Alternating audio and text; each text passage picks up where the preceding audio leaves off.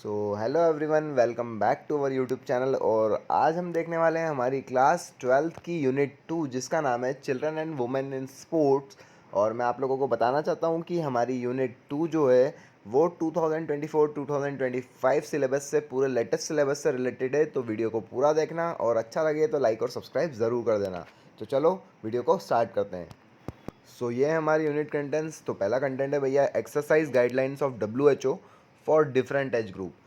Second दे रखा है कॉमन पोस्चरल डिफॉर्मिटीज़। इसके अंदर नॉक नहीं देखने को मिलेगा, flat foot, round shoulder, lordosis, kyphosis, bow leg, scoliosis and their corrective measures, ये इसके अंदर देखने को मिलेगी। बहुत सारी डिफॉर्मिटीज़ होती है। देन थर्ड दे रखा है women participation in sports. Women का क्या पार्टिसिपेशन रहा है स्पोर्ट्स में, स्पेशल कंसिडरेशन किस तरफ से दिया जाता है, मेनार्क और मेंस्ट्रुअल डिस्फेक्शंस क्या होता है, फीमेल एथलीट ट्रेड क्या है ना, ऑस्ट्रोपोरोसिस, हार्मोनिया क्या होता है, ईटिंग डिसऑर्डर क्या होता है, ये सब समझने वाले हैं। तो चलो फटाफट से वीडियो को स्टार्ट करते हैं। सबसे पहले हम देख लेते हैं इसका इंट्रोडक्शंस। तो इंट्रोडक्शन के अंदर क्या देखना है भैया, जैसा कि चैप्टर का नाम है हमारा, बेसिक सी बात है, children and women in sport, है ना।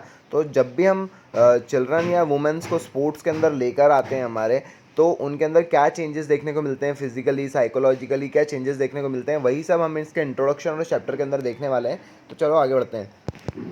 इसके अंदर सबसे पहला टॉपिक दे रखा है हमारा जो है, what are the stages of life. तो आप लोगों को यार पता होना चाहिए कि कौन कौन सी कैटेगरी में जो बच्चे रहते हैं उनको क्या क्या बोला जाता है और किस किस नाम से बोला जाता है, ठीक है। तो इस चैप्टर के अंदर भी बहुत सारे कीवर्ड्स देखने को मिलने वाले हैं आप लोगों को, जहाँ पे ये वर्ड्स यूज़ किए हुए हैं, तो आप लोगों को समझ में आना चाहिए। जैसे कि बाय बर्थ से लेके 1 ईयर तक का जो भी बच्चा रहता है उसको हम इन्फेंट बोलते हैं। सेकंड दे रखा है टैडलर, 2 से 4 साल के बच्चे को हम टैडलर बोलते हैं। 5 से 12 साल के बच्चे को हम चाइल्ड बोलते हैं।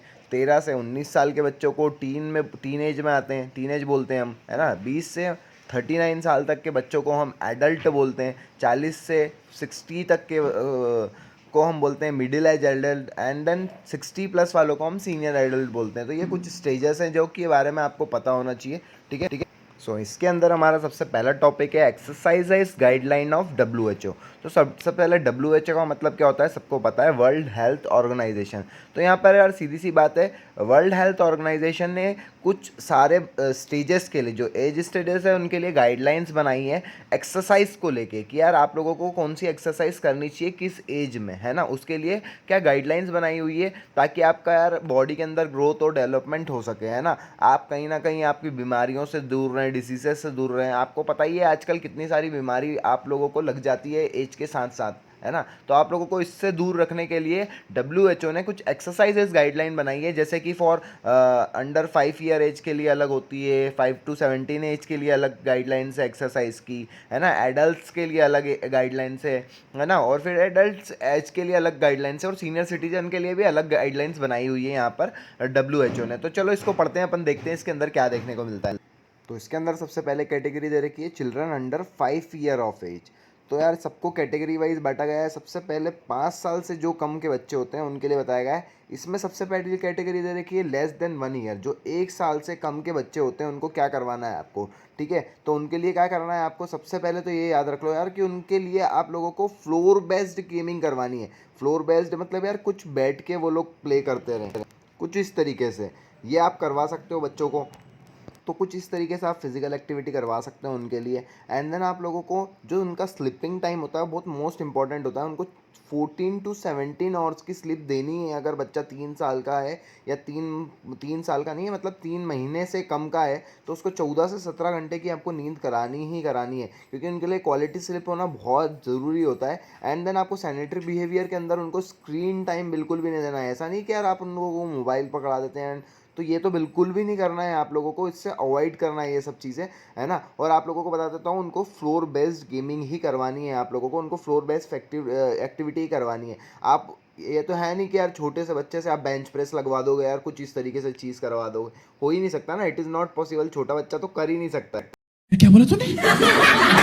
देन नेक्स्ट कैटेगरी है हमारी 1 से 2 साल के बच्चे जो होते हैं उनके लिए क्या है, उनके लिए भी आप लोगों को क्या करना है, उनको 1 घंटे से ज़्यादा का स्क्रीन टाइम नहीं देना है, पहली चीज़ तो। एंड देन उनकी फिजिकल एक्टिविटी है वो आप लोगों को लाइक यार उनको थ्रोइंग करना सिखानी है, उनको किक करना सिखाना है बॉल को, कुछ इस तरीके कुछ इस तरीके से आप लोग उनको थ्रोइंग करना, किक करना सिखा सकते हो, है ना। और कुछ इस तरीके से बोर्ड से वो कुछ भी लिखें यार, वो वेरियस टाइप ऑफ चीज़ कुछ भी लिख सकते हैं वो लोग, वो लिखें जिससे उनकी फाइन मोटर स्किल्स डेवलप होती है, उनकी फिंगर्स जो रहती है उसमें फाइन मोटर स्किल्स होती है वो डेवलप होती है ना। तो मैं आप लोगों को बता देता हूँ। और आपको कम से कम 180 मिनट मतलब 3 आवर्स का उनको फिजिकल एक्टिविटी कुछ इस तरीके से कंटिन्यूसली करवानी है। And then most important thing, sleep में भी उनको 11 से 14 घंटे की क्वालिटी स्लीप टाइम देना है आप लोगों को, ताकि कोई डिस्टर्ब नहीं करे, उनकी अच्छी से नींद पूरी हो जाए। तो आप लोगों को इस तरीके से क्वेश्चन बनते हैं, देखो कि 1 से 2 साल के लिए बच्चों के लिए आपको क्या करना पड़ता है, क्या गाइडलाइंस है ना, बच्चों को किस तरीके से फिजिकल एक्टिविटी करानी है, तो आप लोगों को लिखते आना चाहिए। आप लोगों को यही सब चीज़ें आने वाली है इसके अंदर डिफरेंट एज ग्रुप को गाइडलाइंस को लेकर। अब बात कर लेते हैं हमारी एज कैटेगरी थर्ड की, जिसका है जो कि 3 से 5 साल के बच्चों के लिए। तो उनको ज़्यादा से ज़्यादा आप लोगों को करना है, उनको रीडिंग करना सिखाना है, इनका उनको स्टोरी कर पढ़ा के सिखाओ आप लोग, या उनको स्टोरी सुनाओ किसी चीज़ से, तो उनका क्वालिटी टाइम बहुत अच्छा होता है ना। और उनको स्क्रीन टाइम सिर्फ आप लोगों को 1 घंटे से ज़्यादा मोबाइल या किसी भी चीज़ पे देखने नहीं देना है, या टीवी भी देख रहे हैं तो 1 घंटे से ज़्यादा देखने नहीं देना है। एंड देन उनको भी 3 घंटे तक फिजिकल एक्टिविटी देनी है, जिसके अंदर आप लोग क्या करवा सकते हो यार, उनको बैट ला दो, उनको बॉल ला दो यार, छोटे छोटे से प्लास्टिक के, वो उससे खेलेंगे या 3 घंटे तक उनकी फिजिकल एक्टिविटी करेंगे, या उनकी ग्रॉस मोटर स्किल डेवलप करेंगे, या उनको साइकिल ला दो ताकि वो अपने घर में ही चला ले साइकिल, आपके पास कोई सही सा एरिया हो या स्पेस हो या कहीं गार्डन हो तो आप भी वहाँ पे रहो अवेलेबल, एंड देन उन आपके सामने वो चला ले, है ना, साइकिल। तो उनकी जो ग्रॉस मोटर स्किल होती है वो डेवलप होती है। एंड देन उनको भी 10 से 13 घंटे की हमको गुड स्लिप देना ही देना है। तो इस तरीके से कैटेगरी वाइज डिवाइड कर रखा है, तो आप लोगों को ये बिल्कुल अच्छे से पढ़ना है जो कि मैं बता रहा हूँ, और इसी तरीके से लिख के आना है। द नेक्स्ट कैटेगरी हमारी दे रखी है चिल्ड्रन एंड यूथ, जिसको हम बोलते हैं 5 to 17 ईयर्स की कैटेगरी है ये भी WHO की गाइडलाइंस के अकॉर्डिंग ही है। तो इसमें याद रखना है ये जो कैटेगरी होती है ये मॉडरेट टू विगरस फॉर्म में होती है ना। एंड देन मैं आप लोगों को बताता हूँ, इसके अंदर जो आप फिजिकल एक्टिविटी परफॉर्म करने वाले हो वो कम से कम आप लोगों को 1 घंटे तो करना ही है। और उसमें कौन कौन सी एक्टिविटी आएंगी, तो उसमें एरोबिक बेस्ड एक्सरसाइज आती है, फ्री एक्सरसाइज आप कर सकते हो, जंपिंग, रनिंग, थ्रोइंग, है ना, कुछ भी कर सकते हो, या कोई से गेम पार्टिसिपेट कर सकते हो आप लोग अपने फ्रेंड सर्कल के साथ। तो ये सब करना है आप लोगों को। एंड देन मैं आप लोगों को बता देता हूँ, आप लोगों को जो फ्रीक्वेंसी की बात होती है कितना कैसे करना है आप लोगों को, तो आप सेशन वाइज कर सकते हो, या 1 घंटे का पूरे 1 घंटे खेल सकते हो, या 30-30 मिनट के आप सेशन कर सकते हो, या सुबह आपने 30 मिनट खेल लिया है, इवनिंग में आपने 30 मिनट खेल लिया, इस तरीके से कुछ सेशन डिवाइड करके भी आप 1 घंटे अपनी एक्टिविटी परफॉर्म कर सकते हो। और इसमें भी आप लोगों को क्वालिटी स्लिप लेनी है, आप लोगों की 8 आवर की स्लिप होनी कंटिन्यूसली ज़रूरी है इस एज में, तो ही आप लोगों की बॉडी ग्रो होगी, डेवलप होगी, आपकी ग्रॉस मोटर स्किल डेवलप होगी।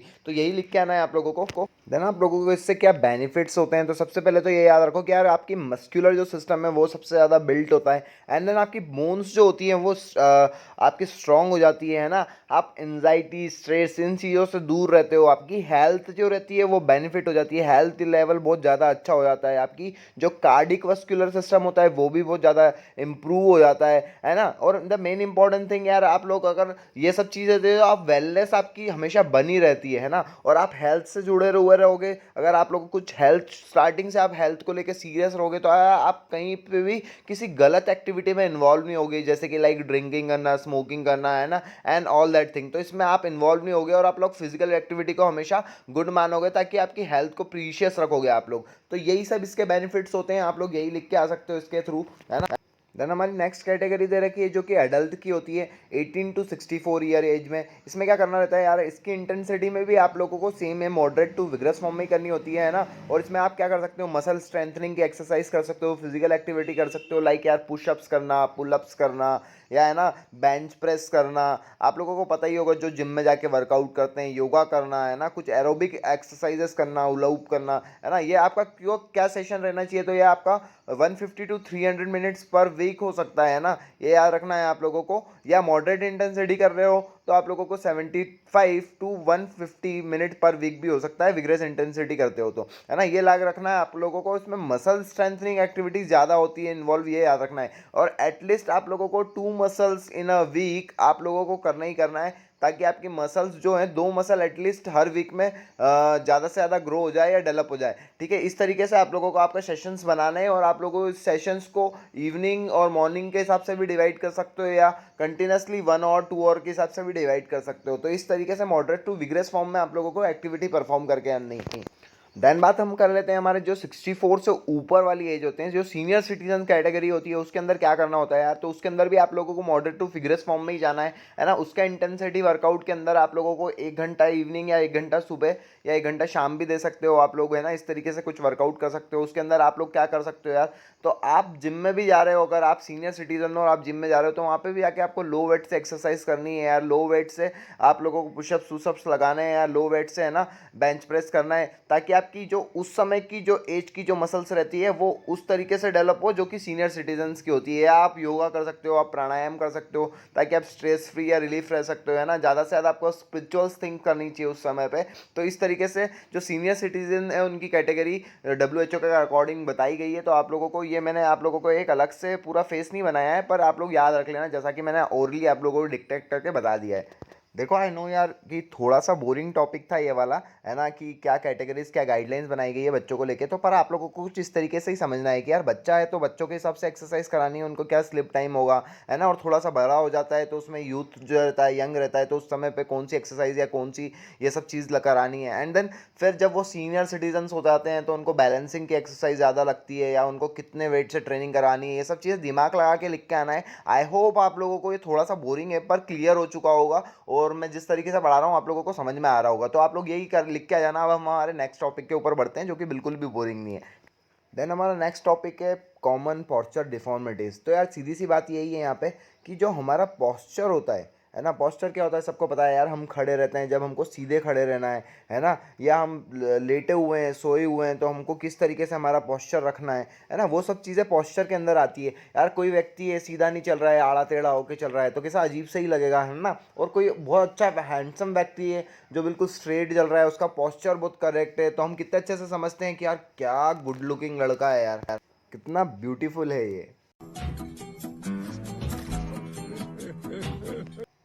तो देखो सबसे पहले पोस्चर की डेफिनेशन भी इसके अंदर यही दे रखी है। Posture is the alignment of the body of its limbs while standing, sitting, walking, lying, every time an individual hold some position even the time of sleep और rest at this position of the posture is known as posture, है ना। यही बोल रखा है कि यार खड़े होते समय, बैठते समय, आपका सोते समय कुछ ना कुछ एक पोस्चर होना चाहिए जो कि गुड होता है, ठीक है। फिर इसके अंदर पोस्चर दो प्रकार के समझाए गए हैं। पहला होता है डायनेमिक पोस्चर, दूसरा होता है स्टैटिक पोस्चर। अब डायनेमिक पोस्चर क्या होता है यार, डायनेमिक पोस्चर यार जब आपकी बॉडी कहीं ना कहीं मूविंग कंडीशन में होती है, कहीं ना कहीं हिलती डुलती रहती है, जब आप चल रहे हो, है ना, जब आप किसी से बात कर रहे हो, तो आपका क्या पोस्चर है, वो सब डायनेमिक पोस्चर के अंदर आता है। एंड देन सेकंड दे रखा है स्टैटिक पोस्चर। स्टैटिक पोस्चर क्या होता है भाई, आप जब कहीं पे बैठे हो या इंटरव्यू में बैठे हो तो आप किस तरीके से बैठ रहे हो, आप कहीं पे लेटे हुए हो तो आप किस तरीके से लेटे लेटे बात कर रहे हो, तो आप लोगों का वो स्टैटिक पोस्चर होता है, जहाँ पे आपकी बॉडी जो रहती है वो कहीं ना कहीं एक बैठी हुई पोजीशन में रहती है, शांत पोजीशन में रहती है, कहीं ना कहीं स्टैंडिंग पोजीशन में रहती है, मतलब जब बिल्कुल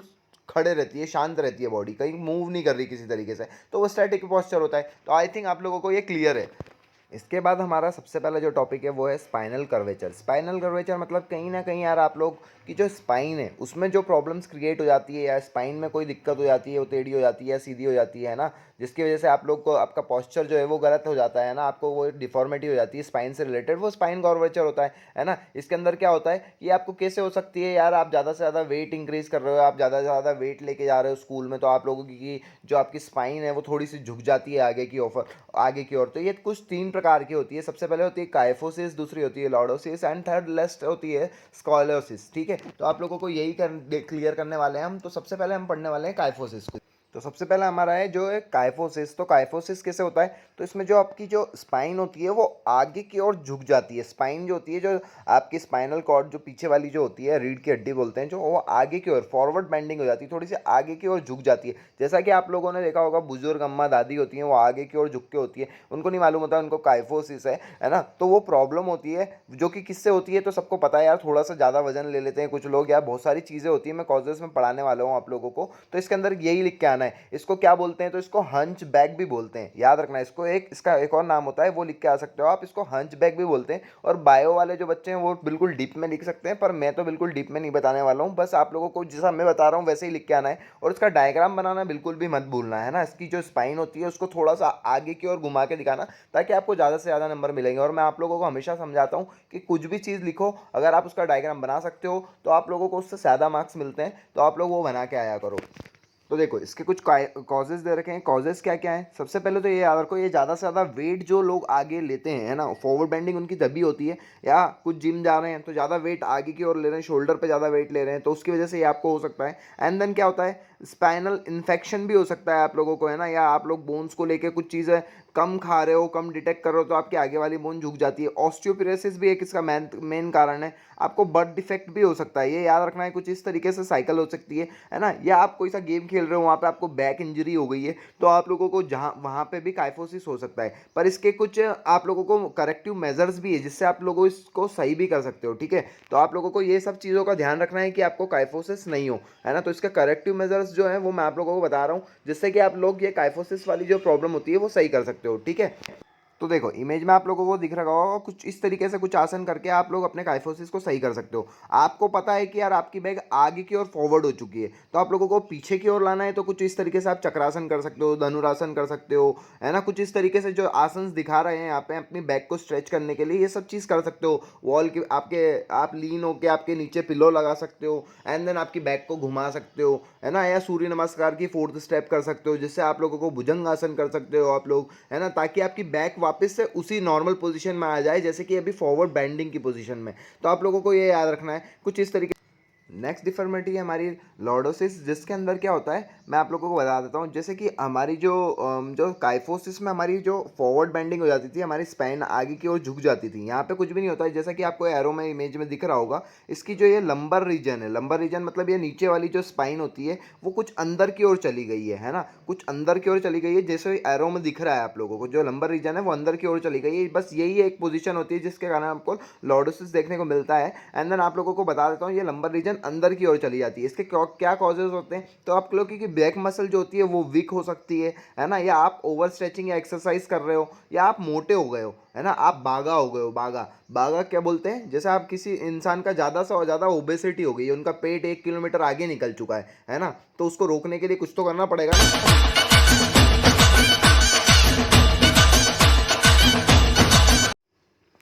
तो आप लोगों को कुछ इस तरीके से एक्सरसाइज नहीं करनी जैसे कि ये कर रहे थे इसके अंदर मीम के अंदर। ये तो मैं सिर्फ फंसाने के लिए डालता हूँ। एंड देन आप लोगों को बता देता हूँ, इसके अंदर आप लोग जो प्रिवेंशन कर सकते हो वो आप लोग किस तरीके से पद्मासन कर सकते हो, है ना। या आपके पैर को पूरा लीन करके ऊपर की ओर उठा सकते हो, आप लेट सकते हो, ताकि आपकी बैक जो है वो सीधी हो जाए किसी तरीके से। जैसा कि ये लंबर रीजन अंदर की ओर गई है, तो आप लोग करोगे ये सब एक्सरसाइज तो आपको, और ज़्यादा से ज़्यादा आपको वेट कम करने की कोशिश करना है, ताकि आपकी लंबर रीजन वापस से सीधी हो पाए, है ना, उस पर वेट कम आए। तो कुछ इस तरीके से आप प्रिवेंटिव एक्सरसाइज कर सकते हो और अपनी लॉर्डोसिस वाली जो प्रॉब्लम होती है उसको सही कर सकते हो। एंड लास्ट आपकी डिफॉर्मिटी है स्कॉलोसिस। तो आप लोगों को बता देता हूँ, ये काइफोसिस और जो आपका लॉर्डोसिस है इनसे दोनों से डिफरेंट है। काइफोसिस में आप क्या होता था, आपकी जो फॉरवर्ड बेंडिंग है आगे की ओर राउंड शोल्डर में घुस जाती थी। एंड जो आपका लॉर्डोसिस था उसमें आपके पीछे लंबर रीजन जो है पीछे की ओर चली जाती थी, मतलब आगे और पीछे दोनों की साइड चली जाती थी। पर यहाँ पे कुछ स्कॉलोसिस में अलग ही होता है। इसमें आप लोगों की जो बैक की जो मसल है वो कुछ तरीके से, जैसा कि इमेज में दिख रहा है, इस तरीके से घूम जाती है। ये एस शेप में आ जाती है, मतलब लेटरल शेप में आ जाती है। तो आप लोगों को इसको सही करने के लिए, ये केस काय के लिए होता है, किसके कॉजेस क्या है, तो इस आप लोगों को आपको याद रखना है कि इसके कॉजेस मेन क्या हो सकता है कि यार आप ज़्यादा से ज़्यादा एक जगह पर, मतलब राइट वाले शोल्डर में या लेफ्ट वाले शोल्डर में ज़्यादा, एक कोई सी भी एक जगह पे आप ज़्यादा वेट रख रहे हो और चल रहे हो, है ना, तो आपको ये देखने को मिल सकता है ना। ये ज़्यादा से ज़्यादा जो वो नहीं होते जो वेट उठाते हैं, या आप बोल सकते हो जो वेट उठाने का काम करते हैं, है ना, उन लोगों को ज़्यादा देखने को मिलता है, कूली उली टाइप के लोगों को, ठीक है। तो उन लोगों को ये प्रॉब्लम्स ज़्यादा हो जाती है, और जो ज़्यादा वेट लिफ्टिंग करते हैं उनको भी ये ज़्यादा प्रॉब्लम देखने को मिलती है। तो इसको आपको सुधारने के लिए क्या करना पड़ेगा, आप लोगों को जिस तरीके से, जिस जगह से आपकी जो स्पाइनल है वो जिस शेप से, जिस तरफ से मुड़ी हुई है ना, उसको सुधारने के लिए आपको अपोजिट डायरेक्शन में पिलो रख के सोना पड़ेगा। या तो आप कुछ स्ट्रेचिंग वाली एक्सरसाइज कर सकते हो अपोजिट डायरेक्शन में, या आप लोग पुलअप्स कर सकते हो इसको सुधारने के लिए, है ना। और ये जो ऐसी जब आपकी लेटरल शेप में जब स्पाइनल हो जाती है ना, तो आप लोग कुछ इस तरीके से चलोगे इधर उधर डक वॉक करते हुए। ये लोग आप लोगों को याद रखना है, ठीक है। ये कुछ इस तरीके से आपको लिख के आना है कि इसमें आपका लेटरल जो स्पाइन होता है वो एस शेप में हो जाता है, और आप लोग को इस तरीके से डिफॉर्मिटी हो जाती है आप लोगों को। तो यही याद रखना है, और ज़्यादा डिफाइन में लिखने की कोशिश नहीं करना है, क्योंकि मैं बायो वाला तो हूँ नहीं। मैं बार बार बोलता हूँ आप लोगों को, मैं जितना समझा रहा हूँ बस आप लोग उतना भी लिख के आओगे तो आप फिजिकल एजुकेशन में मार्क्स ले सकते हो। और आप लोग डायग्राम्स जरूर बना के आना, ठीक है। देन हम बात कर लेते हैं हमारी नेक्स्ट डिफॉर्मिटी जिसका नाम होता है नॉक नी। तो नॉक नी क्या होती है भैया? तो सबसे पहले तो ये याद रखना है, नॉक नी जैसा कि नाम है इसका, है ना, आपकी जो नी होती है वो पास में चिपकने लग जाती है, जैसा कि डायग्राम में दिख रहा है। एक नॉर्मल पोजीशन दिख रही है जिसमें ग्रीन एरो दिख रहा है, ये नॉर्मल स्टैंडिंग पोजीशन होती है। पर नॉक नी वाली जो प्रॉब्लम थी, इसमें आपको जो ये नी दिख रही है घुटने वाली, ये एक दूसरे से चिपक चुकी है। तो इस पोजीशन को आप लोग नॉक नी बोलते हैं, है ना। आपको अब चलते समय नॉक नॉक होने लग जाता है, नॉक नॉक मतलब पैर टकराने लग जाते हैं। और जिनको भी ये प्रॉब्लम होती है ना, उन लोगों को दौड़ने में, है ना, या रनिंग करने में या चलने में दिक्कत होती है, उनके पैर टकराते हैं, ठीक है। और आप लोगों को कोई भी फिजिकल एग्जामिनेशन जाता है, जैसे कि यार आप लोगों को आर्मी में ट्राई करना है, या कोई सी कमांडो ट्रेनिंग में ट्राई करना है, या कोई सा फिजिकल एक्टिविटी, क्रिकेट क्रिकेट कोई सा गेम में पार्टिसिपेट करना है, तो वहाँ लोग आप लोगों को जब मेडिकल होता है वहाँ चेकिंग में आप लोगों को भगा दिया जाएगा, क्योंकि आपको नौकरी की प्रॉब्लम होती है। तो इसके कॉजेज क्या होते हैं? तो याद रखना है, इसका deficiency of vitamin D, vitamin D की कमी से भी हो जाता है। आपको कैल्शियम की प्रॉब्लम है, आपको फॉस्फोरस की प्रॉब्लम है, आपका वेट ज़्यादा है, आप ओबेसिटी हो, या आपका फ्लैट फुट है ना, या आप लिफ्ट करते हो ज़्यादा वेट, जो कि आप यंग एज में ही लिफ्ट करने लग गए हो ज़्यादा वेट, तो आप लोगों को ये प्रॉब्लम देखने को मिल जाती है। इसकी कुछ रेमेडीज होती है। तो क्या होती है? आप परफॉर्म कर सकते हो पद्मासन, गोमुख आसन कर सकते हो, हॉर्स राइडिंग कर सकते हो, अपने जो नीज होती है जहाँ पे आपको प्रॉब्लम है उसके बीच में पिलो लगा के रात में सो सकते हो, है ना, पिलो को बांध के, ताकि आपके वो जो नीज होती है वो दूर दूर हो जाए। कुछ इस तरीके से रेमेडीज करके आप लोग इस प्रॉब्लम को सॉल्व कर सकते हैं। नेक्स्ट डिफॉर्मिटी होती है बाउ लेग। बाउ लेग क्या होता है? तो ये याद रखना, ये नॉक नी का बिल्कुल अपोजिट होता है। नॉक नी में नी पास की ओर आती है, और बाउ लेग में ये आप लोगों की जो नी रहती है वो दूर चली जाती है ना, पैरों में बहुत ज़्यादा गैप हो जाता है, जैसे कि आपको इमेज में दिख रहा होगा बाउ लेग, मतलब कुछ इस तरीके से बाउ शेप ले लेता है। तो आप लोगों को ये याद रखना है, ठीक है। जब आप खड़े होते हो, जब आप चल रहे होते हो, तो बहुत ज़्यादा दूरी हो जाती है पैरों में, तो ये भी एक प्रकार की प्रॉब्लम होती है। तो ये काय की वजह से हो सकती है? तो यार आपको विटामिन डी की कमी है, फॉस्फोरस कैल्शियम की कमी है ना, आप लोगों को मोटापा ज़्यादा हो गया है, ठीक है। आप जब छोटे बच्चे रहते हैं, जब उनको ये प्रॉब्लम देखने को मिलती है, छोटे बच्चे रहते हैं जब बिल्कुल चलना नहीं सीखते हैं, उन लोगों को दिखती है ना, तो ये प्रॉब्लम को भी सही करा जा सकता है। तो वो कैसे सही करा जा सकता है? आप विटामिन डी जो होता है ज़्यादा से ज़्यादा कंटेन करो, इंटेक करो अपनी डाइट में। आप बैलेंस डाइट रखो, मतलब जिसके अंदर कैल्शियम, फॉस्फोरस, मिनरल, प्रोटीन सब तरीके रख करो। या आप परफॉर्म कर सकते हो गरुड़ासन या चक्रासन, उससे भी आप लोगों को ये प्रॉब्लम सही देखने को मिल जाएगी, ठीक है। देन नेक्स्ट हमारा जो डिफॉर्मिटी होती है वो होती है राउंड शोल्डर। राउंड शोल्डर कैसा होता है? तो आप लोगों को इमेज में दिख रहा होगा, एक नॉर्मल पर्सन है जो कि बिल्कुल स्ट्रेट खड़ा हुआ है, जिसमें वाइट अलाइनमेंट दे रखी है, और एक जो है एक और पर्सन दे रखा है उसके पास में, जिसमें जिसकी जो शोल्डर है वो आगे की ओर झुक गया है, गर्दन आगे की ओर झुक गई है, शोल्डर आगे की ओर झुक गया है, वो कुछ राउंड शेप ले लेता है। तो इस तरीके की डिफॉर्मिटी को राउंड शोल्डर बोलते हैं। ये किस लिए होती है? तो ये एक बैड पॉस्चर हैबिट होती है, जेनेटिक प्रॉब्लम हो सकती है, आपको मस्क्यूलर इम्बैलेंस हो सकता है, आप वेट लिफ्टिंग करते हो तो आगे की ओर, या आपको एक्सीडेंट हो जाए उससे भी आपको हो सकता है ना, या आप कोई से क्लॉथ हैं जो बिल्कुल टाइट पहनते हो, है ना, ताकि आपकी बॉडी जो है वो आगे की ओर बैड पोस्चर में कन्वर्ट हो जाए, ठीक है। तो इसके लिए रेमेडीज क्या है? तो आप लोग पुलअप्स कर सकते हो, वॉल स्ट्रेच कर सकते हो सीधे होने के लिए, है ना, चेस्ट स्ट्रेच कर सकते हो, या धनुरासन या चक्रासन कर सकते हो, क्योंकि अपोजिट डायरेक्शन में जाना है अपने को। ये same as it is kyphosis से रिलेटेड होता है, पर काइफोसिस थोड़ा सा डिफरेंट होता है ना, उसमें कुछ दूसरी मसल पे स्ट्रेच होता है, और यहाँ पर सिर्फ शोल्डर जो होते हैं वो राउंड हो जाते हैं। तो आप लोगों को यही लिख के आना है इसके अंदर भी, और इस तरीके से डायग्राम बना के आना है, ठीक है।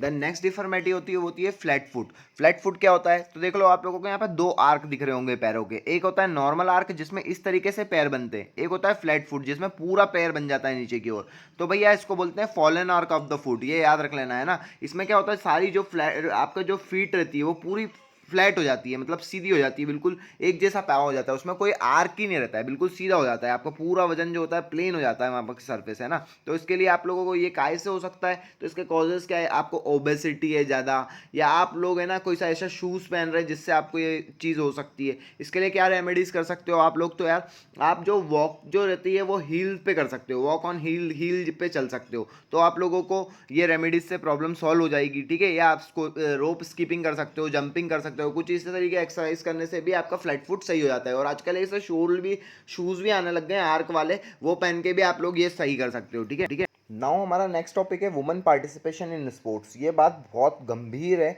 कि यार देखो यार, सबसे पहले जब अपने को पता है वुमेन पार्टिसिपेशन कब से स्टार्ट हुआ, तो सबसे पहले मैंने जैसा कि आप लोगों को पढ़ा रखा था एंशियंट ओलंपिक में, तब भी एंशियंट ओलंपिक जब होते थे, जब वहाँ पे वुमेन्स को अलाउ नहीं किया गया था जैसा कि उनका रूल्स था, है ना। फिर मॉडर्न ओलंपिक्स भी जब स्टार्ट हुए, तो मॉडर्न ओलंपिक्स में भी जब फर्स्ट टाइम मॉडर्न ओलंपिक्स हुए थे एथेंस में, तो वहाँ पे भी वुमेन्स अलाउ नहीं की गई थी। फिर कब क्या वुमेन्स को अलाउ किया गया, तो आप लोगों को पता है इन 1900 सेकंड टाइम 4 साल बाद जब वापस से ओलंपिक्स हुए थे, वहाँ पे वुमेन्स को अलाउ किया गया था और वहाँ पर मात्र 22 वुमेन ने पार्टिसिपेट किया था फर्स्ट 1900 ओलंपिक में। ये आप लोगों को लिख के आना है। एंड देन फिर 1904 में सिर्फ उसके 4 साल बाद वापस से सोसाइटी इतना कम सोचती है वुमेन्स को लेके कि वहाँ पे सिर्फ 6 वुमेन ने पार्टिसिपेट किया, ठीक है।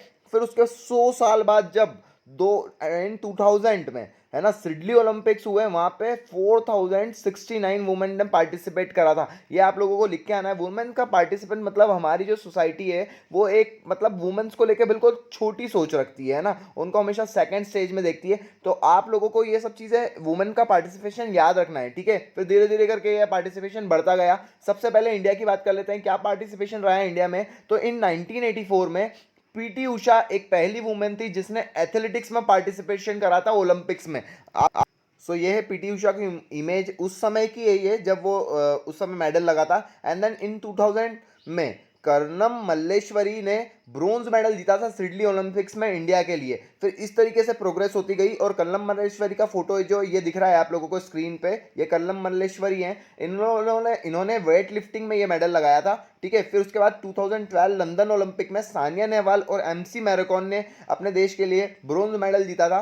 फिर इन 2016 में रियो ओलंपिक हुए, वहाँ पे साक्षी मलिक ने ब्रोंज मेडल लगाया था और पीवी सिंधु ने सिल्वर मेडल लगाकर अपने देश का नाम रोशन किया था। और दीपिका कार्मेकर जो थी उसने जिम्नास्टिक में भी इतनी अच्छी स्ट्रगल करके फाइट करी थी कि वहाँ पे भी नए डायमेंशन खोल दिए थे अपने जिम्नास्टिक को लेके, इंडिया को लेके, ठीक है। तो इस तरीके से वुमेन्स का पार्टिसिपेशन बढ़ता गया कंटिन्यूसली और अब तो देख रहे हैं हम लोग कि वुमेन्स ही मेडल्स लगा रही हैं और वुमेन्स करके आ रही हैं। अभी भी मनु कुमारी ने 2 मेडल लगा दिए कंटिन्यूसली। आप लोगों ने अभी पेरिस ओलंपिक के बारे में बिल्कुल जाना होगा और पढ़ा होगा, ठीक है। मनु कुमारी ने 2 मेडल लगाए एयर पिस्टल्स में, 10 मीटर एयर पिस्टल्स में। तो आप लोगों को इस तरीके से याद रखना है कि वुमेन्स का पार्टिसिपेशन ज़्यादा से ज़्यादा हो रहा है ना। और आप लोगों को मैं एक कड़वा सच बताता हूँ, अगर आप लोगों से मैं एक क्वेश्चन पूछ भी लूंगा ना कि यार आपको 20 लड़कियों के नाम बताना है जिन्होंने अपने देश के लिए नाम रोशन किया है, तो आप लोग नहीं बता पाओगे स्पोर्ट्स में कि किसने रोशन किया है। तो आप लोगों को ये कड़वा सच है ना। तो आप लोग ये याद रखो कि यार वुमेन्स अब जो है वो बहुत आगे बढ़ रही है कंटिन्यूसली स्पोर्ट्स को लेके भी, और आप लोगों को भी आगे बढ़ना ही है। आप लोग अब ये नहीं सोचोगे कि यार कि अभी भी हमारी सोसाइटी वैसी ही है, पर अब ऐसी सोसाइटी बिल्कुल भी नहीं रही है। वुमेन्स को आगे बढ़ना है और आगे बढ़ते ही जाना है ताकि हर जगह हमारा झंडा तिरंगा लहराते रहे।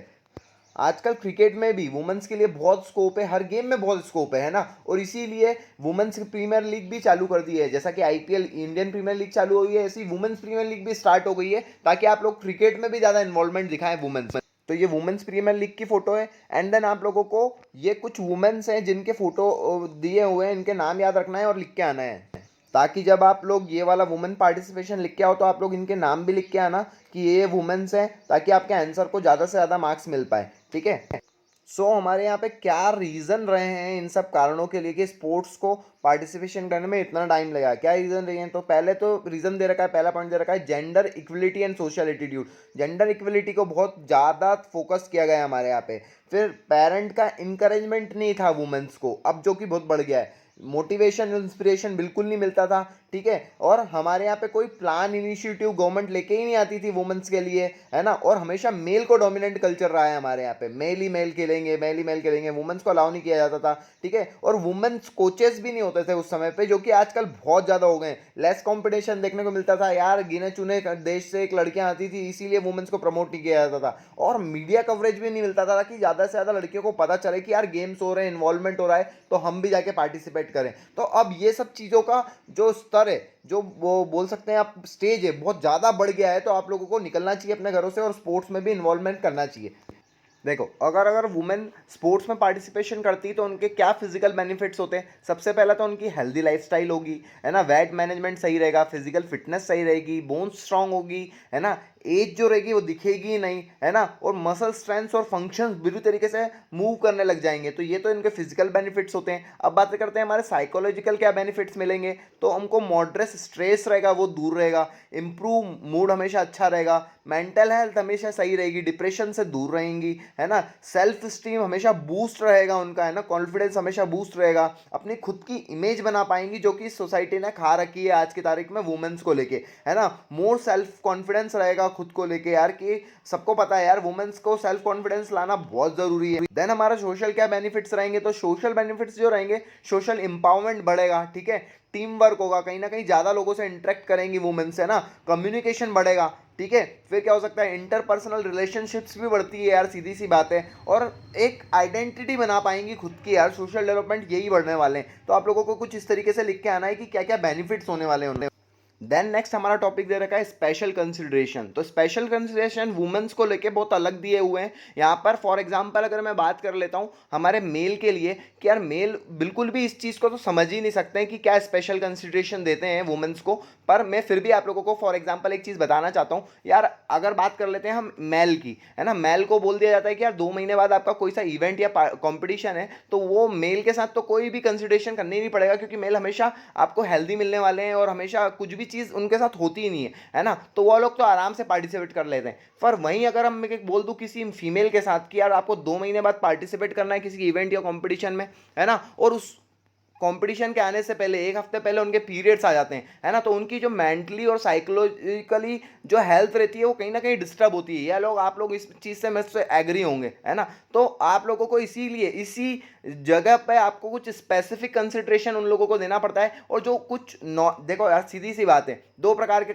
कंसिडरेशन करने पड़ते हैं आप लोगों को। एक तो होता है मैनार्क और दूसरा होता है मेंस्ट्रुअल डिसिफिकेशन, है ना। आजकल कोई सी भी वुमेन हो, नॉर्मल बिहेवियर की बात कर रहा हूँ, नॉर्मल फंक्शंस की बात कर रहा हूँ मैं आप लोगों को, यार कोई वर्किंग वुमेन भी हो या होम लेडी भी हो, उसको कहीं ना कहीं ये सब चीज़ों से फेस करना ही पड़ता है। तो हमारे लिए 2 प्रकार के कंसिडरेशन दे रखे हैं। सबसे पहला दे रखा है मेनार्क और दूसरा देखा है मेंस्ट्रुअल डिसफंक्शन। तो हम इसके बारे में पढ़ने वाले हैं।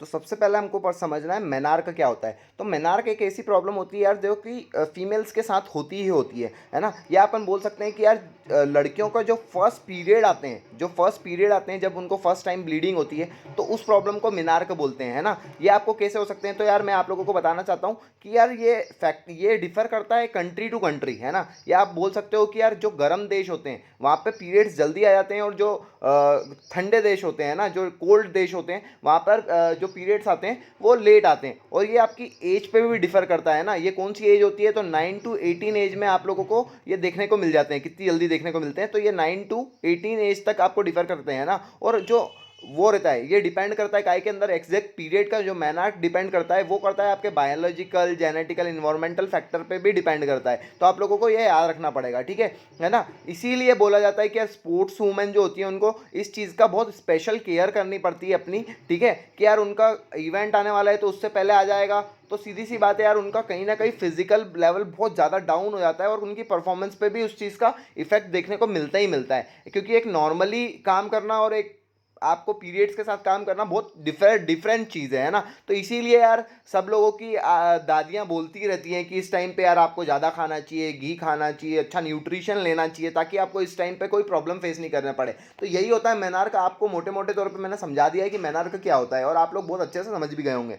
देन नेक्स्ट हमको दे रखा है मेंस्ट्रुअल डिसफंक्शन। तो मेंस्ट्रुअल डिसफंक्शन अलग चीज़ है और मेनार्क अलग चीज़ है। मेनार्क किसको बोलते हैं, जैसे फर्स्ट टाइम ब्लीडिंग होती है तो उसको हम मेनार्क बोलते हैं, वो हमारा क्लियर हो गया है। पर जो मेंस्ट्रुअल डिसफंक्शन होता है, जैसा कि यार फॉर एग्जांपल मैं बोल सकता हूँ यार किसी लेडी के पीरियड्स आने वाले हैं, पर वो पीरियड किस तरीके से मिस आउट हो जाते हैं, वो नहीं आते हैं, यह है ना, इसको बोल सकते हैं आपको एबनॉर्मल हो जाना, मतलब पीरियड्स का कहीं ना कहीं इरेगुलर हो जाना। मेंस्ट्रुअल साइकिल जो चलती है उनकी, उसमें मतलब टाइम पर नहीं आना उसका, ठीक है। तो वो जब उस चीज़ को रहते हैं तो उससे उनकी बहुत मेंटली डिस्टर्ब हो जाती हैं वो लोग, है ना। जो उनकी साइकिल रहती है 3 to 7 डेज की होती है ना, तो उसमें बहुत डिस्टर्ब हो जाते हैं वो लोग, उनका वो परफॉर्मेंस में भी दिखता है। अब डिस्टर्ब हो जाते हैं तो उन लोगों को क्या दिखता है, तो उनको क्या क्या प्रॉब्लम हो सकती है, तो उनको हो सकता है हेडेक हो सकता है, उनको बैक पेन हो सकता है, फैटिक हो सकता है, उनको क्रैम्प्स आने लग जाते हैं, टायर्डनेस हो लगता है, मतलब यार कहीं ना कहीं एबनॉर्मल थिंग्स होती है ना। तो यार उनको इस चीज़ को लेकर बहुत साइकोलॉजिकल, बहुत दिमाग बहुत डिस्टर्ब रहता है, ठीक है। इस चीज़ को आपको समझना पड़ेगा, और उनको इस समय पे थोड़ी सी हाइजीन को भी लेकर अपनी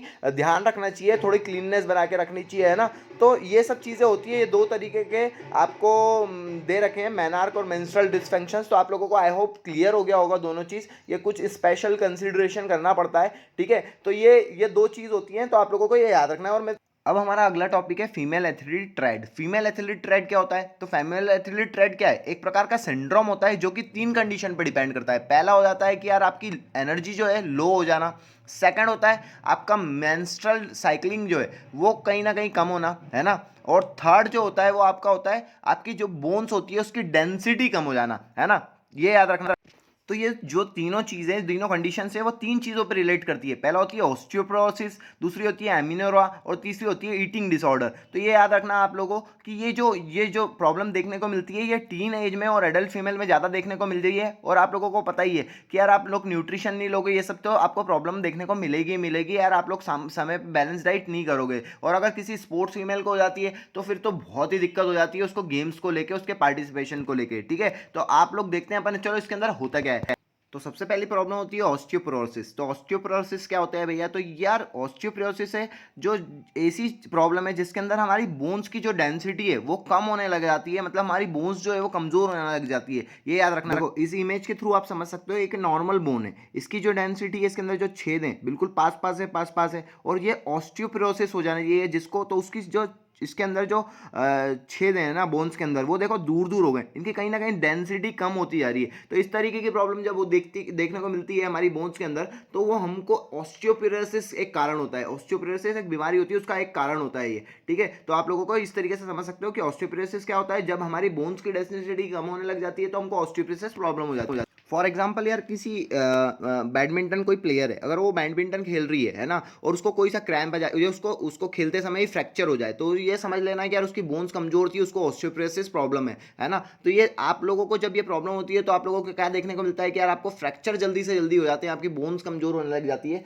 तो आप लोगों को ये देखने को मिलता है, ठीक है। इसीलिए एक ऐड भी आता है वो हॉर्लिक्स वाला, जिसमें बताया जाता है कि यार 40 के बाद वुमेन्स के लिए ये वाला वुमेन हॉर्लिक है तो आपको पीना चाहिए, तो इससे आपकी बोन्स की डेंसिटी बनी रहे। तो वो इसी कारण से क्योंकि ऑस्टियोपोरोसिस होता है ना। तो आप लोगों को ये याद रखना है। और इसमें क्या होता है, ऑस्टियोपोरोसिस जब होता है तो आपका ऑस्ट्रोजन जो होता है, ऑस्ट्रोजन क्या होता है? तो ऑस्ट्रोजन एक प्रकार का फीमेल हार्मोन होता है जो कि कम हो जाता है। जैसे कि मेल के अंदर टेस्टोस्टेरोन नाम का एक हार्मोन होता है, ऐसे ही फीमेल के अंदर ऑस्ट्रोजन नाम का हार्मोन होता है जो कि कम देखने को मिलता है। इसीलिए बोन्स थोड़ी सी जो कमजोर होने लग जाती है और आपको स्पेसिफिक की प्रॉब्लम होती है, ठीक है।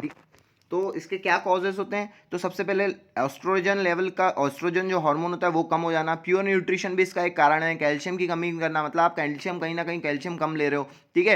या आप लोग थायरॉक्सिन आपका हार्मोन कम भी हो जाता है तो वो भी आपका एक कारण हो सकता है। ये इसके कुछ कॉजेज हैं। आप प्रिवेंटिव मेजर क्या कर सकते हो? तो है ना, आपको ज़्यादा से ज़्यादा कैल्शियम वाले फूड लेना है, प्रोटीन खाना है, ठीक है। विटामिन डी हो, सनलाइट, विटामिन डी कहाँ से ले सकते हो? आप सनलाइट से ले सकते हो, कोई से सप्लीमेंट से ले सकते हो, ये लेना है आपको, है ना। और आपकी जो बैड हैबिट्स है, जैसे कि बैड हैबिट्स कौन सी? स्मोकिंग करना, अल्कोहल कंजप्शन करना, ये सब छोड़ना पड़ रहा है, ठीक है। और टाइमली चेकअप कराओ यार ऑस्टियोपोरोसिस का, तो आप लोग और डेली से डेली फिजिकल एक्टिविटी करो, तो आप इस तरीके से आपके प्रिवेंटिव मेजर्स कर सकते हो ऑस्टियोपोरोसिस से बचने के लिए, ठीक है। सो हमारा अगला टॉपिक है एमेनोरा। तो एमेनोरा क्या होता है? एमेनोरा और मेंस्ट्रुअल डिसफंक्शन जो होता है दोनों अलग अलग चीजें होती है। मेंस्ट्रुअल डिसफंक्शन मैंने क्या पढ़ाया था आप लोगों को कि पीरियड का इरेगुलर हो जाना या पीरियड के जो चेन है उसका टाइम पर नहीं आना, पीरियड एबनॉर्मल हो जाना, उसको हम क्या बोलते थे? मेंस्ट्रुअल डिसफंक्शन बोलते थे। पर यहाँ पर याद रखना एमेनोरा क्या होता है? तो फॉर एग्जाम्पल यार कोई सी स्पोर्ट्स वूमेन है, वो कंटिन्यूसली एक्सरसाइज करती जा रही है जिससे कि वो बहुत सारी अपनी कैलोरी बर्न कर लेती है। अब वो कैलोरी तो बर्न कर रही है पर वो उतना न्यूट्रिशन उतना प्रॉपर फूड नहीं ले रही है, जितना उसको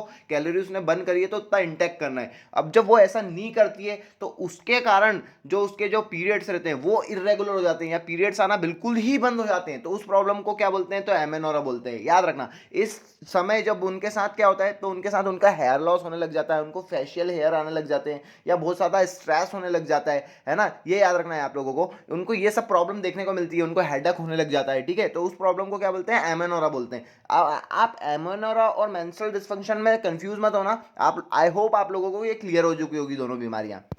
सो हमारा नेक्स्ट टॉपिक है ईटिंग डिसऑर्डर। तो ईटिंग डिसऑर्डर क्या होता है भैया? तो याद रखना कोई सी भी फीमेल एथलीट है वो है ना अपना मतलब सोचती है कि यार मेरे को मेरा परफॉर्मेंस बेस्ट करना है, तो वो क्या करती है एकदम से अपना वेट जो होती है वो लूज करने लग जाती हैं या कोई से भी एक्सरसाइज को कंटिन्यूसली करने लग जाती हैं जिससे कि उनकी बहुत सारी कैलोरी है वो बर्न कर लेती हैं। अब वो कैलोरी तो बर्न कर लेती हैं पर उतना न्यूट्रिएंट्स या उतना फूड इंग्रेडिएंट्स अपने बॉडी के अंदर सप्लीमेंट्स नहीं डालती हैं जितना कि उनका डाइट के अकॉर्डिंग होता है। अगर उतना भी नहीं डाल रही हैं, वो क्या सोचती हैं कि यार मेरा वेट कम हो जाएगा या मैं अपना वेट लूज़ कर लूँगी तो मेरा क्या होगा, ज़्यादा से ज़्यादा अच्छा परफॉर्मेंस होने लग जाएगा, या उसके कारण जो बीमारियाँ होती हैं वो सब ईटिंग डिसऑर्डर के अंदर आती है। तो वो कौन सी बीमारियाँ होती हैं, चलो हम पढ़ते हैं।